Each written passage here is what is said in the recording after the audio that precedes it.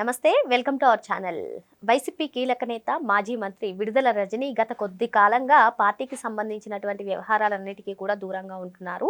మరి అసలు ఆంతర్యం ఏంటి? జగన్మోహన్ రెడ్డి ఆమెను పక్కన పెట్టారా, లేదంటే ఆమె పార్టీ వ్యవహారాలకు దూరంగా ఉంటుందా, వేరే పార్టీ తీర్థం పుచ్చుకొనున్నారా, ఏం జరగబోతుంది తెలుసుకునే ప్రయత్నం చేద్దాం. దీన్ని విశ్లేషించడానికి మనతో పాటుగా ఉన్నారు సోషల్ యాక్టివిస్ట్ శ్రీలీల గారు.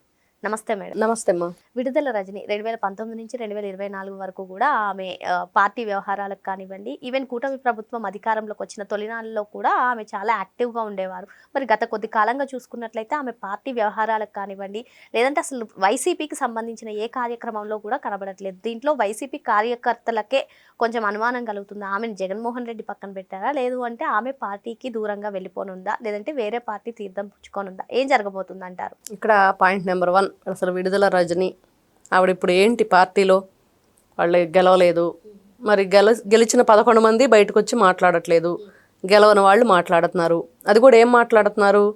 అబద్ధాలతో ప్రజల్ని భయపెట్టడానికి. వీళ్ళ మాటలన్నీ కూడా అవే ఉన్నాయి. ఆవిడకు సంబంధించి చిలకలూరుపేట నియోజకవర్గం అక్కడ ఇన్ఛార్జిగా ఉంది మరి రాజశేఖర్.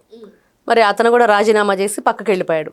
అంతకుముందు అతను అధికార ప్రతినిధిగా పర్సన్గా చేశారు. కాకపోతే ఇక్కడ 2 వర్గాలుగా వీళ్ళు విడిపోయి ఒకరి మీద ఒకరు ఏ విధంగా అంటే పార్టీ పెద్ద ఎవరైతే జగన్మోహన్ రెడ్డి ఉన్నారో ఆయన కంప్లైంట్లు ఇచ్చుకోవటం మరి రకరకాలు కనిపిస్తున్నాయి. అక్కడ ఈవిడకి కూడా అక్కడ సరైన వాళ్ళు ఎవరు కూడా రిసీవ్ చేసుకోవట్లేదు అనేది కూడా ఉంది. మళ్ళీ ఆవిడ గుంటూరు నుంచి చిలకలూరుపేట వేసే ప్రయత్నం జరుగుతుందని, ఒకవేళ అక్కడ వేస్తే మేము ఎవరం కూడా ఆవిడని ఇక్కడ రానియమని వాళ్ళు కూడా ఎదురు తిరగటం ఇవన్నీ విన్నాం. కానీ ఇక్కడ అసలు రజనీ ఏం జరుగుతుంది లోపల, అసలు ఆవిడ ఎందుకు బయటకు రావట్లేదు? జగన్మోహన్ రెడ్డి పరిస్థితే అంతంత మాత్రంగా ఉంది, పార్టీ పరిస్థితి అంతంత మాత్రంగానే ఉంది. మరి మంచి ప్రభుత్వం, మంచిగా పరిపాలన చేస్తున్న ప్రభుత్వం గురించి లేనివి ఉన్నట్లుగా మాట్లాడటానికి ఈ రోజున వీళ్ళందరూ కూడా పేటీఎం బ్యాచ్ లాగా బయటకు వచ్చి మాట్లాడదంటే ప్రతి ఒక్కరి చేత వీళ్ళు విమర్శించబడుతున్నారు. ప్రతి ఒక్కరు ఈ రోజున ఉన్నదున్నట్టు మాట్లాడితేనే ఎవడు కూడా పట్టించుకునే పరిస్థితి. ఇట్లా అబద్ధాలు చెబితే ఇంకెవరు పట్టించుకుంటారు? అబద్ధాలు చెప్తున్నారు కాబట్టి వాళ్ళకి తిట్లు చివాట్లు అన్నీ పడుతున్నాయి. కాబట్టి ఈ రోజున విడుదల రజని నాకే చాలా ఉన్నాయి, చాలా వాటిలో నేను ఇరుక్కుపోయి ఉన్నాను, మరి వాటిలోంచి నేను బయటకు రావాలి కదా. మీరు అన్నట్టుగా ఎగ్జాక్ట్గా మేడం, కూటమి ప్రభుత్వం అధికారంలోకి వచ్చిన తర్వాత విడుదల రజనీ గారి పైన చాలా అభియోగాలు అయితే వచ్చాయి. మరి ఆ స్కామ్ల గురించి ఆమె బయటకు రావడం లేదా, లేదు అంటే మీరు అన్నట్టుగా అసలు వైసీపీ పార్టీ భవిష్యత్తే ప్రశ్నార్థకంగా మారింది, సో అందుకని ఆమె బయటకు రావట్లేదా, ఏమంటారు? అంటే ఆవిడకి అలవాటే కదా పార్టీలు మారటం. సైబరాబాద్ మొక్కను అని చెప్పింది కదా, మరి ఆ మొక్క ఇప్పుడు ఎక్కడికి వెళ్ళిద్ది? ఇప్పుడు ఆల్రెడీ ఇక్కడే ఓడలు వేర్లు ఊని ఉంది. మరి అవన్నీ కూడా మరి ఇక్కడి నుంచి ఎక్కడికి వెళ్ళటానికి ప్రయత్నం చేస్తుంది? గోడ మీద పిల్లిలాగేదన్నా. ఆ మధ్య వాళ్ళ మరిదరిష్ట అయినా బయటకు రాలేదు. తర్వాత కొంత వేరే వాళ్ళ కోసం బయటకు వచ్చింది, మాట్లాడింది. మళ్ళీ ఏదైతే సింగయ్య జగన్మోహన్ రెడ్డి కారు కింద నలిగిపోయి చనిపోయాడో ఆ తర్వాత ఆవిడ పెద్ద కనిపించింది లేదు. ఆవిడ కూడా ఆ కేసులో నిందితురాలంటే వీళ్ళందరూ కూడా ఆ కారులో ఉండి బయటకు వచ్చి కనీసం మనిషి ప్రాణం పోతుంది అనేది కూడా పట్టించుకోకుండా, మరి వాళ్ళకి ఏదైనా న్యాయం చేయాలనేది కూడా పట్టించుకోకుండా వాళ్ళ పాటికి వాళ్ళు మరి ఆ కారులో ఎక్కేసి వెళ్ళిపోయారు. ఆ మనిషి చనిపోయినా కూడా ఏం పట్టించుకున్నది లేదు. మరి వాళ్ళ మీద A1 వాళ్ళ డ్రైవర్ అయితే జగన్మోహన్ రెడ్డి డ్రైవర్, A2 జగన్మోహన్ రెడ్డి, ఇట్లా పేరుని నాని, విడుదల రజని, ఇంకా కొంతమంది ఆ కారులో ఉన్న వాళ్ళందరి మీద కూడా కేసు నమోదు చేయబడింది. మరి ఆ తర్వాత ఆవిడ బయటికి రాలేదు. మరి ఈ స్టోన్ క్రషర్కి సంబంధించి వాళ్ళ దగ్గర 2 కోట్ల రూపాయలు తీసుకున్నది ఈవిడ, మరి అవి కూడా వెనక్కి ఇవ్వాలి. అవి కూడా ఆ కేసు కూడా నడుస్తుంది. మరి పల్లె జాషువా గారే చెప్పారు, మేము తీసుకున్నాము, మేము 20 లక్షలు తీసుకున్నాము, ఆవిడ 2 కోట్లు తీసుకుందని. ఇవన్నీ ఆవిడ చేసిన తప్పులు.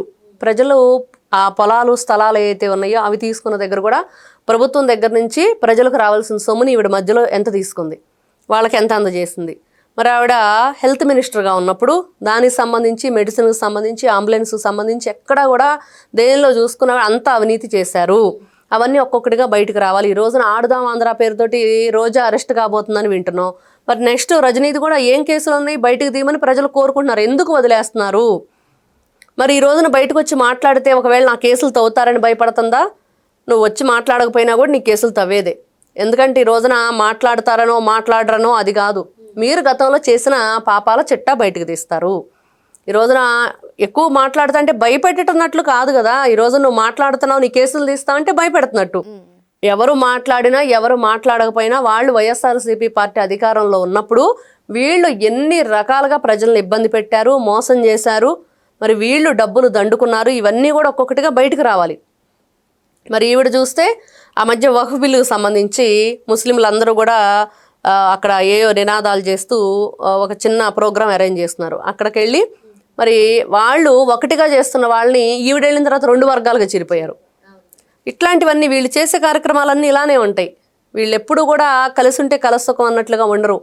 విడగొట్టు, విభజించు, పరిపాలించు అన్నట్లుగా జగన్మోహన్ రెడ్డి 3 రాజధానులు అన్నట్లుగా ఉంటాయి వీళ్ళ ఆలోచన విధానం అంతా.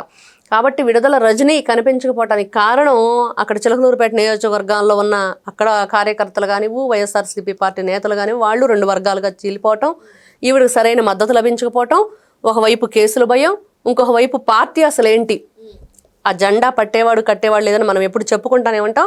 అదే పరిస్థితి. ఒకవైపు ఎంపీలు వెళ్ళిపోతున్నారు, ఎమ్మెల్యేలు కూడా మరి ఈ రోజున ఏ పార్టీలోకి వెళ్ళే పరిస్థితి లేదంట వైఎస్ఆర్సీపీ పార్టీ వాళ్ళది. మరి వాళ్ళు ఏం చెయ్యాలి అంటే రాజీనామా చేసి మళ్ళా ఎలక్షన్కి అక్కడ ప్రిపేర్ అవ్వాలి. మళ్ళీ వాళ్ళ అభ్యర్థుల్ని మళ్ళీ వాళ్ళు ప్రకటించుకునే ఇది ఉందా లేదా? అదే అభ్యర్థిని వేరే పార్టీలో రాజీనామా చేసి జాయిన్ అయినా కూడా ఆ అభ్యర్థిని ఇస్తారని నమ్మకం లేదు, గ్యారంటీ లేదు. మరి ఎంత గందరగోళంలో ఉంది ఈ రోజున. ఇన్ని రకాలుగా ఒకవైపు వివేకానందరెడ్డి గారి హత్య కేసు, ఇంకొక వైపు ఏమో పరాజయం పులివెందుల్లో. మరి ఎటు చూసినా కూడా వీళ్ళకి ఇబ్బందికర పరిస్థితులు. వీళ్ళు కావాలని బురద చల్లటం. ఈరోజు తిరుమల తిరుపతి దేవస్థానమే చూస్తున్నాం, ఎన్ని రకాలుగా బురద చల్లాలని ప్రయత్నం చేస్తున్నారు. మరి గతంలో వీళ్ళు చేసింది ఏంటి? అక్కడ వీళ్ళు ఉన్నారంటే అక్కడ హిందూ సాంప్రదాయాలను నాశనం చేయటం, అన్నీ కల్తీ చేయటం, మద్యం మాంసం అన్నీ కూడా అక్కడికి చెప్పకూడని అన్నీ కూడా కొండపైకి వీళ్ళు పరిమితి అక్కడ అనుమతులు ఇచ్చారు. మరి ఇక్కడ చూస్తే అన్ని మతస్థుల్ని అక్కడ ఉద్యోగాల్లో జాయిన్ చేయటం, ఇవన్నీ కూడా వీళ్ళు ఎటువైపు చూసుకున్నా ఇలా ఉంది పార్టీ పరిస్థితి.